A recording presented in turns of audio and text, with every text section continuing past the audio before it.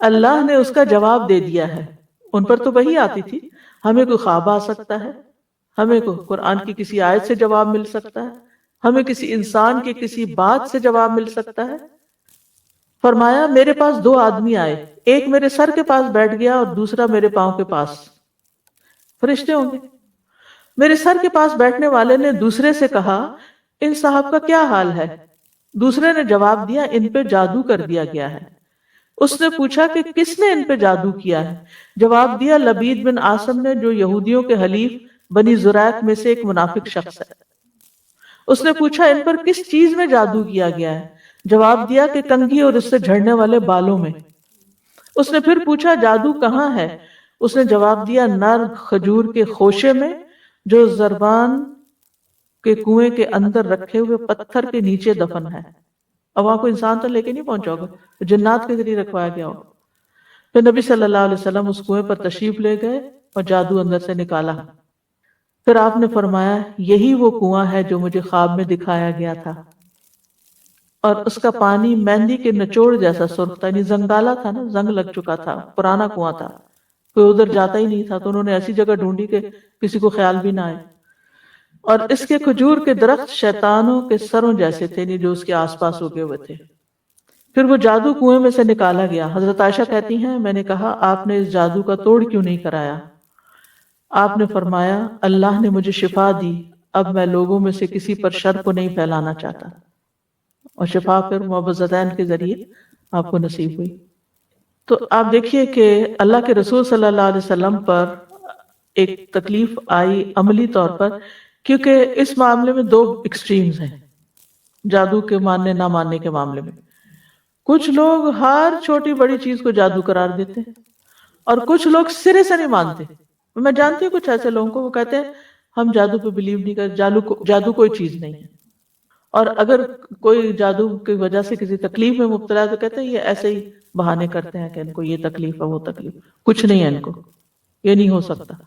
نہیں، پاسبلٹی ہے. تو علاج کرانے میں کوئی حرج نہیں. اور اللہ کے کلام سے اگر آپ علاج کراتے ہیں تو اللہ کا کلام آپ کو کیا نقصان دیتا ہے؟ اگر فائدہ نہ بھی ہوا اول تو ہوگا، اور وہ جتنا آپ کو یقین ہے نا اس کے مطابق ہی فائدہ ہوگا، کیونکہ یہ بھی ایک نفسیاتی اثر ہوتا ہے، یہ ایک نفسیاتی علاج ہوتا ہے. اسی طرح حضرت عائشہ رضی اللہ تعالیٰ عنہ بیمار ہو گئی اور ان کی بیماری کا دورانیہ بہت لمبا ہو گیا، یعنی بیماری ختم ہی نہیں ہو رہی تھی. اسی دوران مدینہ میں ایک طبیب آیا. حضرت عائشہ کے بھتیجے اس کے پاس گئے اور اس سے حضرت عائشہ کی بیماری کے متعلق پوچھا کہ یہ سمٹمز ہیں، انہیں کیا ہے؟ اس نے کہا تم جس عورت کی یہ کیفیت بتا رہے ہو اس پر تو جادو کیا گیا ہے، اس پر اس کی باندھی نے جادو کرایا. اب آپ سوچ رہے ہوں گے کہ اس کو غیب کا علم کیسے ہو گیا؟ غیب کا علم نہیں ہوتا، وہ جو سمٹمز ہوتی ہیں ان سے چیز پتہ چلتی ہے. اس باندھی نے اقرار کر لیا کہ ہاں میں نے آپ پر سحر کروایا ہے. اچھا، اب جس طرح کی علامت، کیونکہ یہ لوگ ماہر ہوتے ہیں نا، انہوں نے اتنے کیسز دیکھے ہوتے ہیں، اس سے وہ اتنا کچھ لرن کر چکے ہوتے ہیں، وہ اپنے تجربے کی بنا پہ بولتے ہیں، غیب کے علم کی بنا پر نہیں. کیونکہ بعض لوگ قرآن سے بھی علاج کرتے ہیں تو وہ تھوڑا سا آپ کو اشارہ دے دیتے ہیں کہ یہ نظر لگ رہی ہے، یہ جادو کی قسم ہے، یا وٹ ایور جو بھی ان کا تجربہ ہوتا ہے. تو آپ کہتے ہیں ان کو کیسے پتہ چل گیا کہ یہ کوئی غیب کا علم رکھتے ہیں؟ بالکل نہیں غیب کا علم رکھتے، لیکن بعض اوقات تجربے سے یہ باتیں پتہ چلتی. جیسے عام حکیم بھی ہوتے ہیں. پہلے زمانے میں ٹیسٹنگ لیبارٹریز کہاں ہوتی تھی؟ کوئی بلڈ ٹیسٹ ہوتے تھے لوگوں کے یا کچھ بھی نہیں. وہ کہاں سے پتہ چلتا تھا؟ وہ کہتے تھے اس میں خون کی کمی ہے، یعنی ریڈ سیلز کم ہے، اس کو صفرا ہے، اس کو فلاں ہے، اس کو فلاں ہے، اس کو اعصابی کمزوری، اس کو وہ آنکھوں کو دیکھ کر، آنکھوں کا رنگ دیکھ کر، چہرے کی حالت دیکھ کر، نبض دیکھ کر، سمٹمز پوچھ کر. ہومیوپیتھک میں تو آپ دیکھیں سارا علاج ہی اونلی سمٹمز بیسڈ ہے کہ آپ کو کیا اچھا لگتا ہے، کیا اچھا نہیں لگتا، بھوک لگتی ہے کہ نہیں لگتی، پیاس لگتی ہے نہیں لگتی. وہ تو اتنی چھوٹی باتیں پوچھتے ہیں، تو اس کی بنا پر پھر وہ دوائی سجیسٹ کر دیتے ہیں.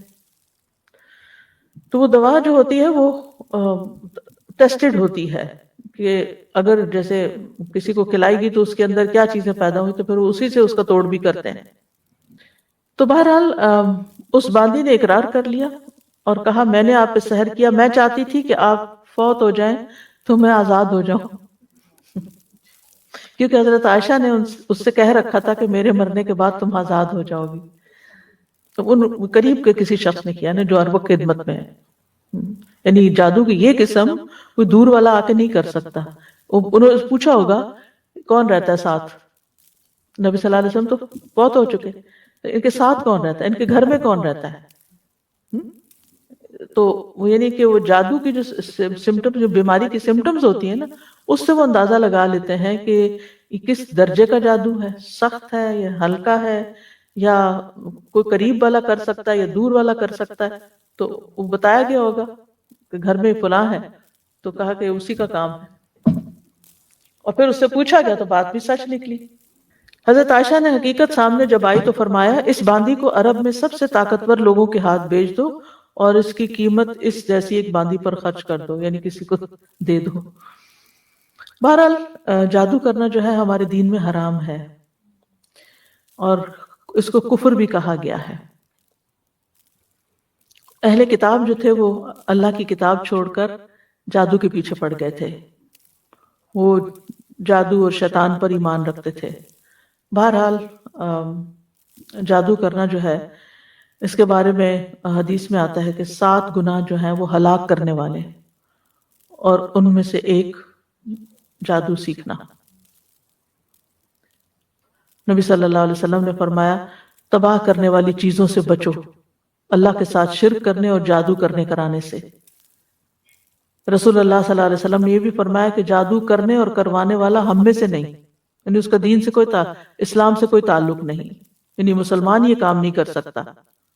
پھر اسی طرح علم نجوم کو بھی جادو کی ایک قسم قرار دیا گیا. رسول اللہ صلی اللہ علیہ وسلم نے فرمایا جس شخص نے علم نجوم میں سے کچھ حاصل کیا اس نے جادو کا ایک حصہ سیکھ لیا، جتنا زیادہ سیکھے گا اتنا ہی زیادہ جادو میں مبتلا ہوگا. تو اس سے یہ پتا چلتا ہے کہ اس میں ستاروں سے بھی کچھ مدد لی جاتی ہے یا کچھ حساب کتاب رکھا جاتا ہے.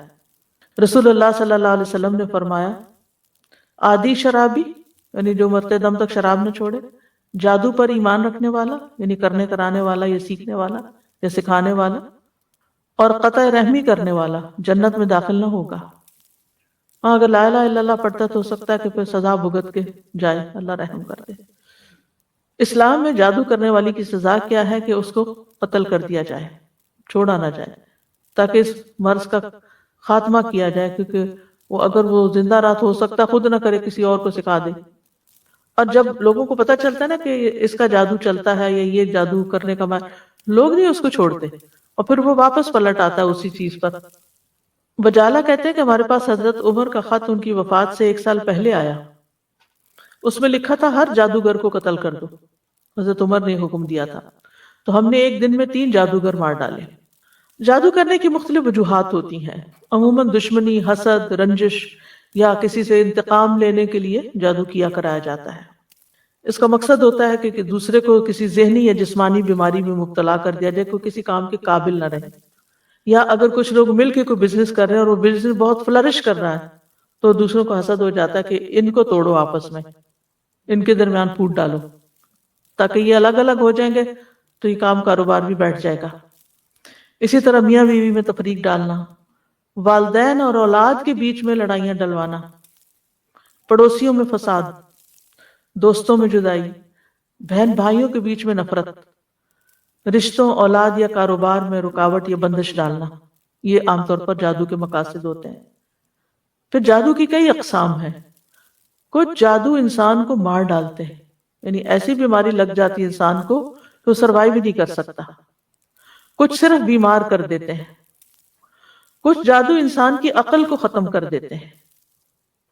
کچھ جادو انسان کے جسم کے کچھ حصوں کو بے حس بے حرکت کر دیتے ہیں.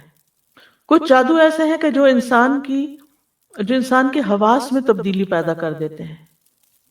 یعنی انسان چیز کچھ ہوتی ہے، اس کو کچھ اور ہی نظر آ رہی ہوتی ہے.